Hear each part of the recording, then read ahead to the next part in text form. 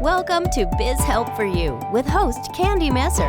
Entrepreneurs like to focus on the big picture, like profitability, success, and a smooth running organization. But there always seems to be those little things like taxes, employee compensation, laws, regulations, and more. Now you can get the answers you need in one place. Join us today as we break it all down for you. Now, here's your host, Candy Messer. Hello and welcome to Biz Help for You with Candy Messer. Thank you for joining us today. I hope you found the information on last week's show, How Project Management Can Save You Time and Money, informative. If you were unable to join us and would like to listen to the show, links can be found on our YouTube and Facebook pages, as well as multiple favorite podcast platforms. If you'd like to receive notifications on when our podcasts have been uploaded, please like and subscribe. And if there are topics you'd find beneficial or questions you have, please feel free to reach out to me at media@abandp.com. Now let's learn a little bit about our guest today. Desmond started his career as a chemical engineer and quickly realized he did not experience being fulfilled in this line of work. Instead, he decided to follow his dream of being in sales, even though he had zero experience and failed at his first door-to-door sales job. Desmond didn't give up on his sales career and ultimately uncovered over $5 million in opportunity before the age of 25. Desmond now trains and leads sales teams for small businesses who want to go from X to get to X amount in sales. Desmond is traveling the world right now and started his podcast, Campfire Capitalism, to connect the dots between sales growth, stages of business, and new tech that can support other entrepreneurs like himself. He enjoys riffing on topics such as NFTs, real estate investing, day trading, and media production. So Desmond, welcome to the show. Oh, thanks for having me. It's a great topic. I'm really excited to talk about this today. But before we even get into the questions that I have for you, please tell us a little bit more about yourself and how did you get involved in sales? Yeah. So, as you may know, I was a chemical engineer and I was doing things for like Department of Defense and NASA and private industry. I was a really big math and science nerd back in the day. And I really had this epiphany. It was like, man, I don't want to do this. So I ended up doing door-to-door sales with some buddies in Dallas, Texas. And Candy, I failed miserably, right? Like seeing all my friends and then my boss like just do these sales so effortlessly. I didn't get one sale that summer and I failed. And all I could think about for the rest of the summer was, how can I connect more deeply with other people and solve their problems and like on a fundamental level? And so that really intrigued me. And I knew I was going to be in sales at that point. I wanted to be a salesperson. And so I ended up finishing school knowing that I was going to be a sales guy and applied for nothing but sales jobs. And applied for one chemical engineering job, and took a $40,000 pay cut, traveled across the country to Denver, Colorado with couple grand in my name. I was going through identity theft at the time, so I couldn't get an apartment. Oh, wow. So I had to like live with people off Craigslist for the first year. And I just grinded and I read so many books and I just got obsessed with how can I help other people, right? Like wasn't even worried about sales. I was like, man, how can I just be of value? Because I was nowhere near the most expert in my field. I just simply was willing to find answers to questions and connect people. And that really helped me build a multi-million-dollar book of business. And and then from there I left and, jumped into entrepreneurship. My first business failed right for COVID because I was bringing wellness to corporate spaces and co-working areas. And then I stumbled into consulting and high ticket sales from word of mouth. People's like, hey, how did you grow so fast? And all this other things. And, now I found myself recruiting and training salespeople. Right. So I went from selling to high ticket sales, enterprise sales to training. Now I'm doing just recruiting and it's a dream. I'm traveling the world and having a blast while I'm doing it, helping people make more money. It's like kind of unreal.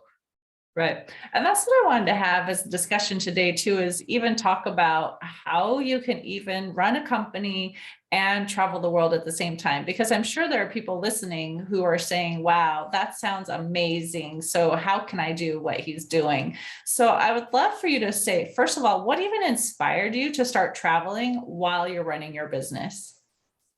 I think the curiosity first began when I was a kid, when I went to Turkey. So I came from in poverty, to be quite blunt, like humble beginnings. And a teacher took me to Turkey because I was going to an international science fair. And I met all these kids around the world, and it just sparked my curiosity and it Mm, bursted my, my bubble of what I thought the world was.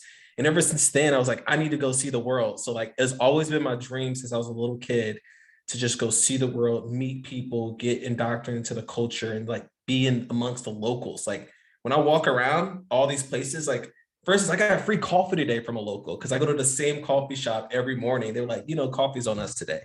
And I was like, nice. man, it was just so much kindness and like connecting with these people on a deep level. So that's what sparked it. And really, to be honest, like I think there's blessings and fun in traveling the world while we're in the business, but there's also a ton of stress. Mhm. And to be quite honest, like it's it gets kind of lonely too, because as you know, entrepreneurship in general is lonely, but it's an Right. extra layer of loneliness because now you don't have that, the insulation from your immediate friend group and, Mhm. the social aspect. So it's, it has that. I think for me, slow traveling has been the best strategy for me, which Mhm. means I have two suitcases, big suitcases with all my stuff in it. I'm spending 2 to 3 months in each location. And I'm not like stressing myself out, like always moving every month or every 2 weeks or every week, right? I'm kind of slow traveling and allowing myself to have calls booked and things of that nature. So yeah, it's interesting.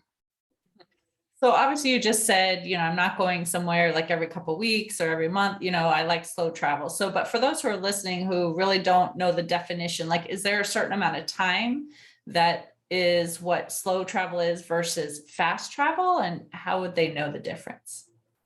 Look, I'm gonna give you my definition because it has some ambiguity with it, right? So I think my personal definition of slow travel is 2 to 6 months, right? Mm, Because if you get past 6 months, you're pretty much you're getting into residence right. level more than a year. So 2 to 6 months to me is slow travel. Okay.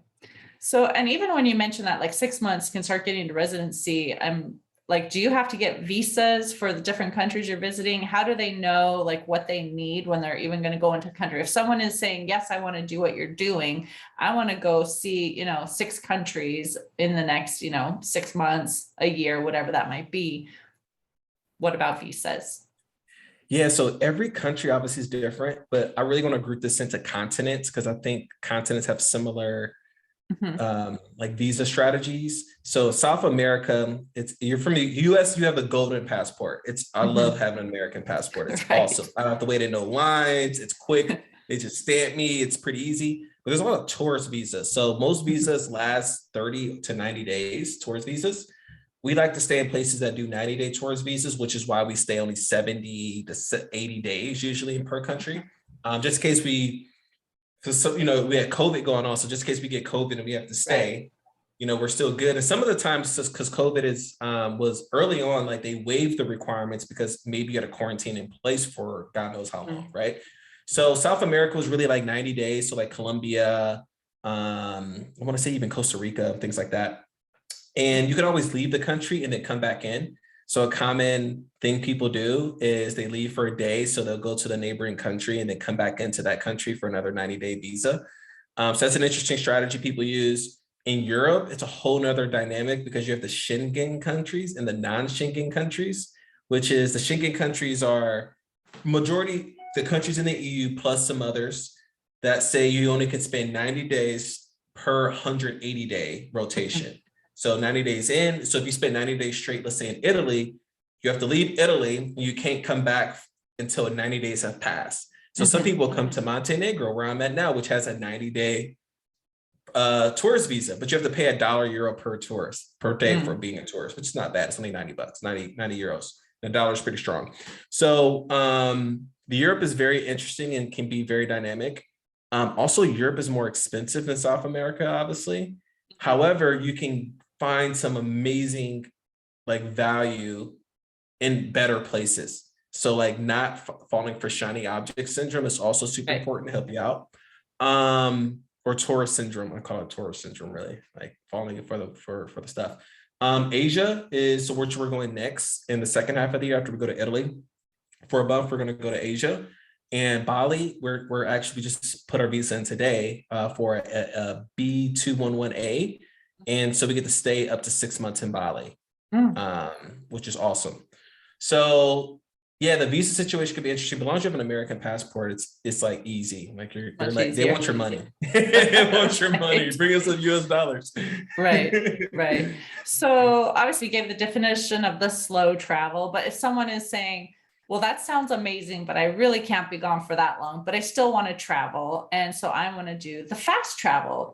First of all, what would be your definition too? I mean, obviously less than, the 2 months, but is it even shorter than the 2 months? And then what would be your tips and tricks to help them still do what they really want to do and enjoy it in the less amount of time that they have? So if you're running a business, if you're fast traveling, I'm going to tell you now, it's going to be almost impossible to do it while you run your business. So you need to have a great operator. Even as I'm slow traveling, I try not to work so much, as bad as that sounds. Like I try to be as efficient as possible, consolidate calls on one certain days, because you want to enjoy what you're seeing. Right.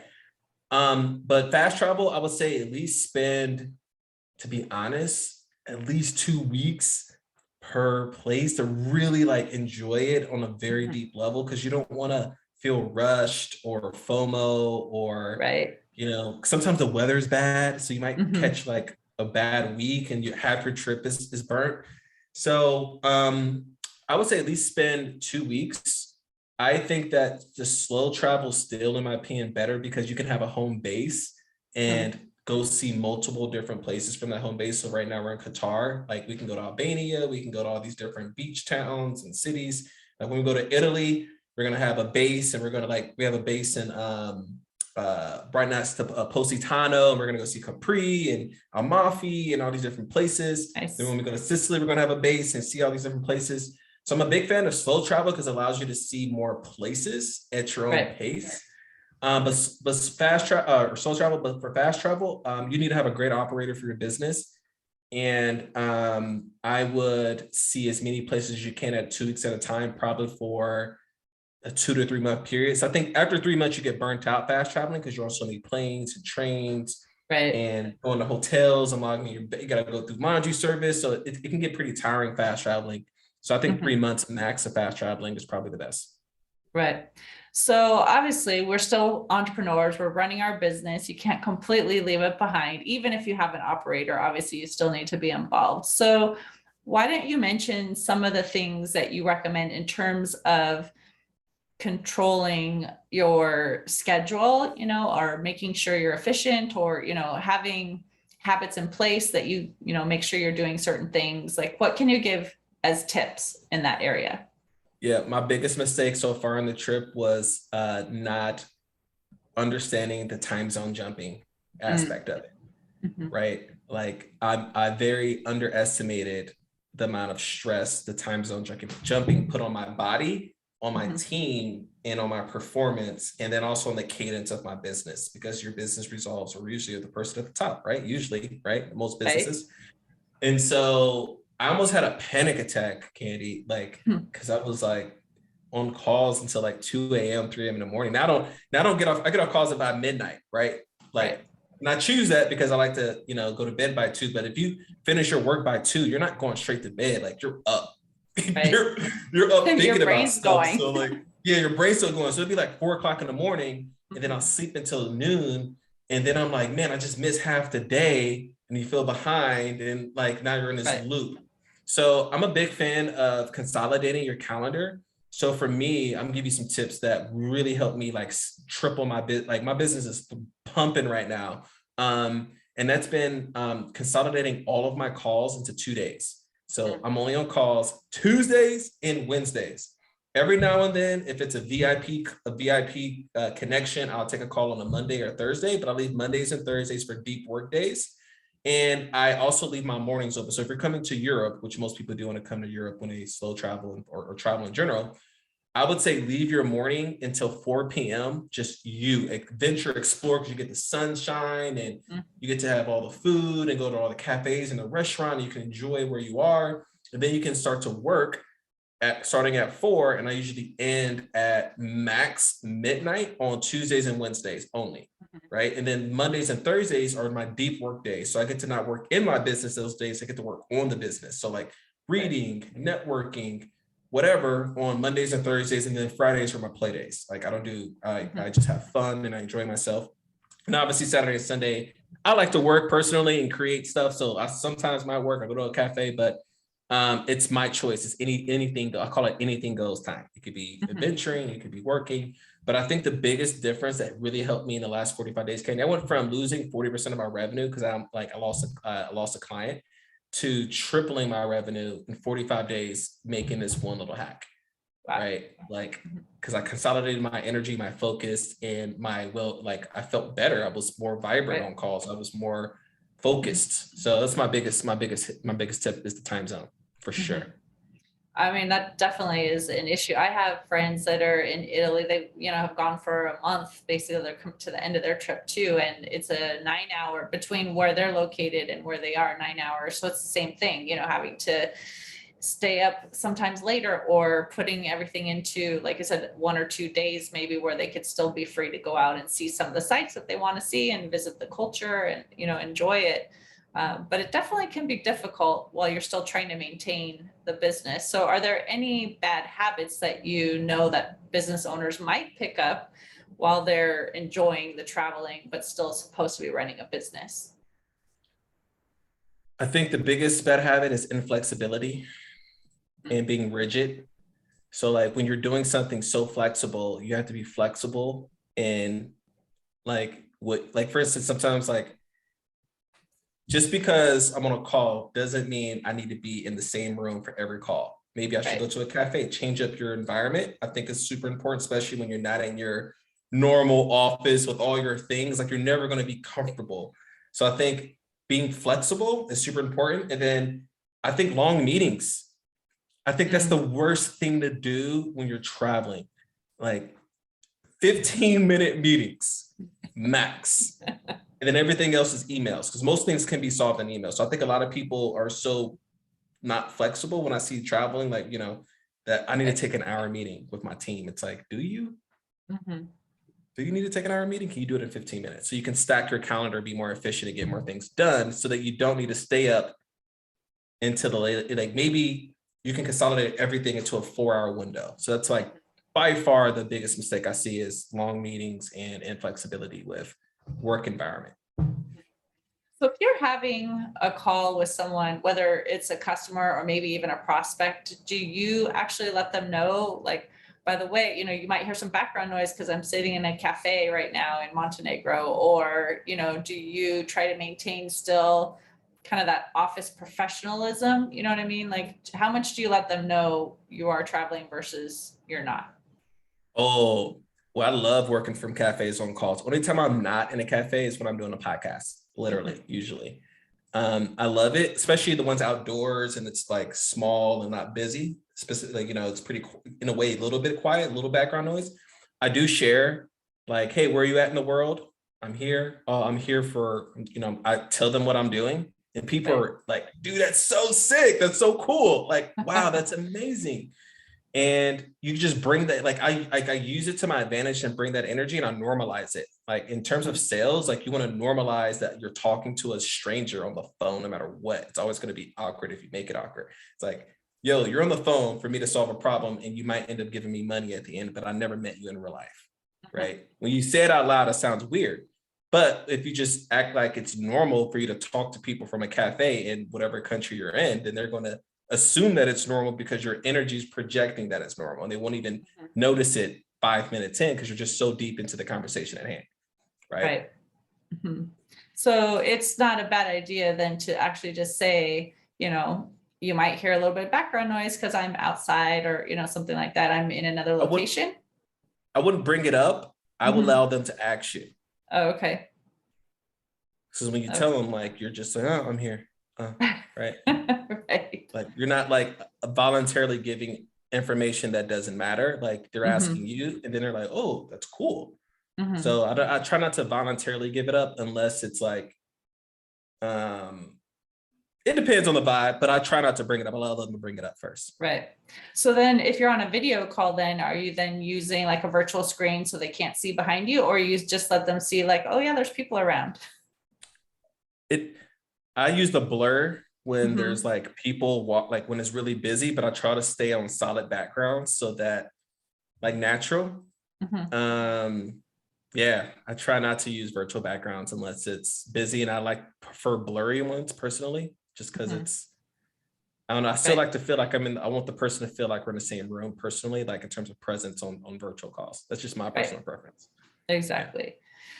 So transitioning to, okay, someone's like, yes, this sounds amazing. I want to start traveling. I've planned out however long, they have to go.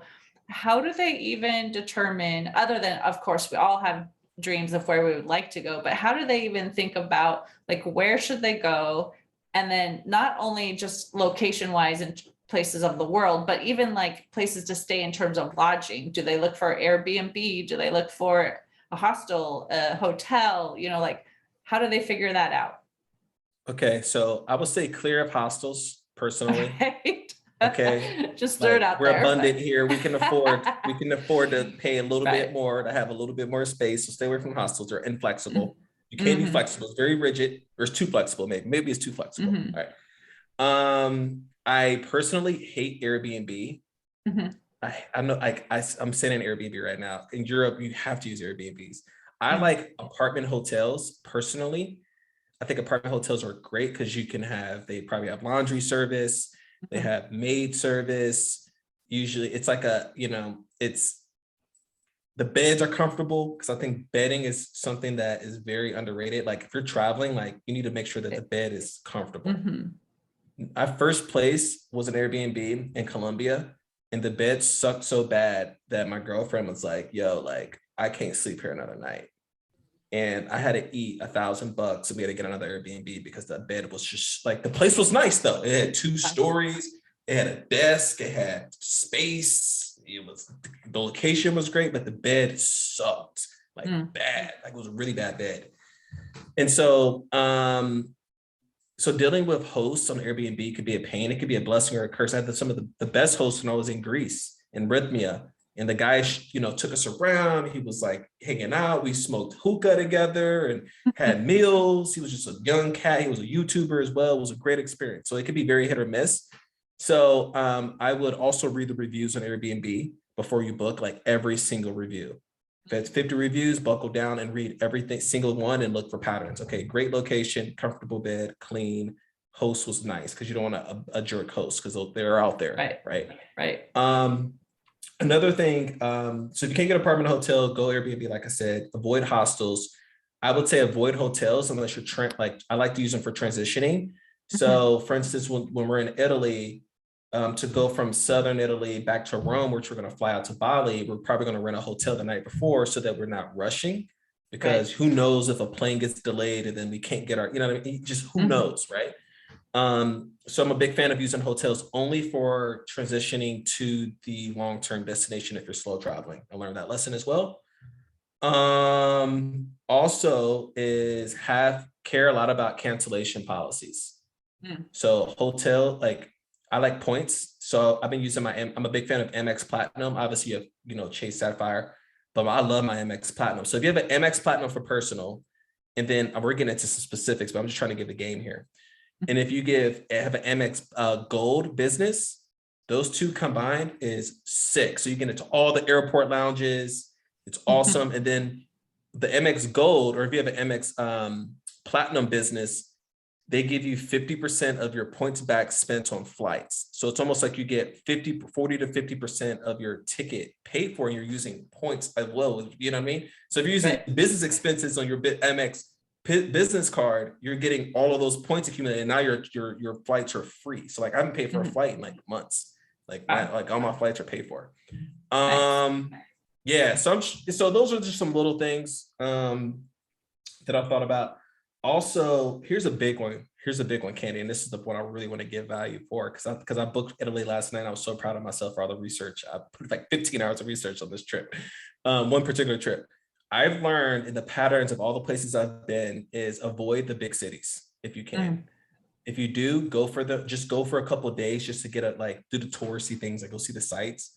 But I personally, I get the most amazing experiences in like the third and to fifth largest city of that place. So like, for instance, Medellin, Colombia, it was amazing. El Poblado, Alaris, it was great. When I went to Greece, Athens sucks. I mean, it was great going to all the things, but I was like, man, this isn't my vibe. It was, but going to the island of Crete and then going to Rhythma, like these small little towns or small little villages where it's big enough where it's vibrant, but small enough where you don't feel busy, was just such an amazing experience. Same thing with Italy. Like, we're only going to go to Rome for a few days and we're going to spend a lot of our time in the villages and the small towns. That's my biggest recommendation by far, is avoid the big cities and go into the small, like the medium size to small towns also. Nice. So what about like money? Do you have to convert to the local currency? I mean, some places, obviously you could probably use your credit card, but I know I've been to 2 countries that it was mainly cash based. Very few vendors even took credit cards. It was only like big locations, stores or something that would. So what do you do in terms of having that cash or currency? I can remember this in the past, run into this, but I think COVID accelerated a lot of digital adoption. So they not only have credit card machines, Candy, they have the Apple Pay, and you don't need to put your card in, you just tap it and that's it. So personally, I like points because points are awesome. Right. So I like using my Apple Pay for everything. When I either my Amex, I try to use my Amex. Amex is not very wide outside of the US, which sucks, which is why the Chase Sapphire is probably better, which I wish I would have got that before I left. But Amex is not widely accepted. So I would say make sure you keep a MasterCard or Visa with you. And then I do carry cash as backup, because you never know, like Wi-Fi goes down. But if you go to the same places, the guys would be like one guy was like, "It's okay, man. You'll come back tomorrow." And I was like, "Cool, thanks, man." But yeah, I'll carry cash. In terms of taking cash out, I get this a lot. It's super easy. Just go to an ATM. Don't try to get cute and bring a bunch of US dollars and like try to go to the currency that you gotta you gotta haggle with the currency guy and you're wondering like, am I getting scammed? And you got to carry all that cash around. It's like, I don't like carrying a lot of cash personally, because it's just like, it makes you more uncomfortable because you're carrying it. You're like, hopefully no one messes with me or mugs me because I lost money before. It sucks. I dropped 50 euros, 70 euros out of my pocket. It's not a lot of money, of course, like it's nothing, but I was hurt by losing that money. I was like, man, I was hurt because it was like, I don't mind losing $1,000 trading in stock, but because I did it to myself. But me losing $70 or euros was like, man, I could have avoided it by, being secure. So I think carrying a card around and just keeping enough money in your pocket to pay for food is great. And it's pretty affordable with the US dollar and the euro. I think it's only it's close to a 1-to-1 right now because the US dollar is so strong because of inflation. So everything's even cheaper. It's like 30% off here. Those are my money recommendations. Right. Yeah, I just had experience, my daughter lived in Taiwan for a couple of years and I went to visit her. And of course, this was all pre-COVID too, but most places didn't even take any type of credit card. They were just small individual vendors. And then they lived in Ecuador also for 2 years and I had visited them there and it was the same thing. Although there they take American dollars. You didn't even have to have like any different type of money because they just took your dollars. But it was interesting because we're so dependent here on being able to use a credit card or maybe a debit card or something. But there, my experience was almost everything was cash. And of course, then you had to be careful with what you had because people know that you're carrying cash around too. So, but I did enjoy the times that I got to go and see other cultures and, compare the differences and some of the similarities and just really enjoy that. But it was definitely fast travel. It was, I was visiting for a couple of weeks, because my daughter was there and I had the opportunity. So, but she has enjoyed her experiences as well. And I mean, and she ended up learning Mandarin. I mean, she could even read it. I mean, it was amazing, that I think she has a talent for that too, because she picked up the language and then of course, Ecuador and speaking Spanish and things like that too. So she had some great experiences. So, but that was separate from running a business. That was just living there for other situations. But all that to say, it's just a great opportunity if you have the chance to travel. And as entrepreneurs, I think sometimes we feel tied down to our business. Now, this traveling is easier, obviously, if you're like a service-based business, right? Versus someone who has, a brick and mortar store, or, what they're doing is landscaping or roofing or things like that too. So obviously this doesn't apply easily for everyone, but I just thought it would be a great topic because I'm sure there's so many people, especially after COVID and everyone feeling tied down, that I think there's this desire to like start getting out and traveling. That's why I thought it'd be a great topic to have this conversation. Yeah. I have this core belief that anything is possible if you're willing to like look for the opportunities. Because you know numbers and numbers, like at the end of the day, it's like your net operating income and your cash flow. And if you understand and then obviously like the trends in the market and all that. So I think this is very accessible to almost anyone. I think it's actually easier for product-based businesses than it is service-based businesses, because you don't need to be so involved in a product-based business. You're not actually pulling orders. I hope not, right? If you're at the stage, you're not shipping stuff. Hopefully you're not shipping your own stuff. So I think service-based business is a little bit more tough because of the time zone, but product-based, I can definitely see the lawn care thing. But if you hire a good operator and all of those cases, I mean, you should be able to, hopefully you're not actually pulling the lawnmower yourself. If you are, then hopefully this, hopefully what I said, sparks some curiosity, be like, how can I get away from pushing the lawnmower? Right. Yeah. Right. So actually that leads me to another question. If someone, maybe they haven't had someone that's like a right-hand person yet, but they need to bring someone in and, teach them and get them trained on all of these different things. How long do you think it may take? And this probably depends on the business too, but how long do you think they really need to be working with that person to get them comfortable before they leave the country? Personally, I think 3 months is realistic with any kind of drastic change. And usually it's more about having more awareness of the operation than anything. I just went through a huge operational cut. I cut 40% of my ops. And I didn't realize how much wasteful spending I was doing, and actually asking myself, am I getting $2 back from this dollar that I'm spending? And me making that change helped me focus more on revenue, and then actually set up playbooks so that when I onboard people, they're more efficient with their time. So they're spending 1 hour doing something and not 8 hours. Hopefully that landed. So I think the biggest thing is wasteful spending, cutting that, and then getting clear on critical parts of the business, right? Infrastructure like must get done. And then find a good partner, good operator. Then I'm all about giving them equity, so they have an ownership mindset, right? And skin in the game. So yeah, I think finding the right operator. Obviously, I'm sure Candy has some people in her network who are great operators or consultants in that space. But I think a lot of it comes down to wasteful spending. Then you really realize, wow, I can actually afford to bring someone on because I'm probably have a leaky bucket somewhere. Right, exactly. Yeah. Well, I know this has been interesting. I'm sure listeners are going to find it very informative and inspiring, even to be able to think about traveling and, being able to really enjoy life while still running a business. So I'm sure you have something you would like to share with the listener. So I would love for you to tell us what that might be. Sure. So I'm a sales guy through and through. I recruit salespeople. I have a pretty sweet deal to how I do things. Essentially, it's no money down. When I recruit for you, you only pay after a 30-day trial. If you love them, you pay me. If you don't love them, we'll find you a new person. So it's a pretty win-win, easy situation. If you need help with strategy or anything like that, I'm more than willing to give Candy access to a link that has access to all my content, because knock yourself out. And if you want to book a call, feel free to book a call, 15-minute call. So yeah, that's it. So how would they connect with you to be able to find that information?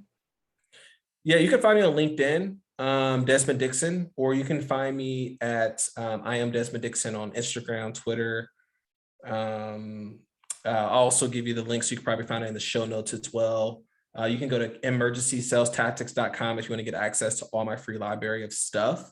You can go to cxrepublic.com if you want to go listen to the podcast as well. Campfire Capitalism's on there. Also the newsletter, the sales report. Every month I just give out some gems from what I've learned in my own business or with a bunch of clients that I work with, because I see a lot of sales activity across different industries. And I read a lot of books. So I like sharing, some knowledge with my audience. And yeah, we'll just vibe out. I think LinkedIn is the best. So just find me there at Desmond Dixon. I'm the guy with the hat. So not hard to miss. Sounds good. Well, thank you, Desmond, for being a guest on my show and sharing your expertise and all about what you're doing, enjoying travel and running a business still. So thank you. Yeah, no worries. Thanks. And I also want to thank the listeners for tuning in. I hope you found this topic interesting and answered some questions about how to run a company while traveling the world. If you have additional questions or comments, be sure to reach out to Desmond, or you can send us a message at media@abandp.com. And would you please share our show information with those you know? I'd greatly appreciate your support. I hope you can join us for next week's topic, the argument for strategy over tactics in your marketing. And please remember, you can connect with us on Twitter, Facebook, and LinkedIn. And my website is abandp.com. You can find the podcast posted on multiple favorite podcast platforms, including Google, TuneIn, Stitcher, iHeartRadio, and Spotify. Until next time, have a great week.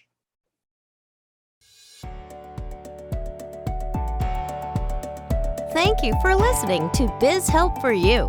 Please join your host, Candy Messer, again next Tuesday. Have a terrific week.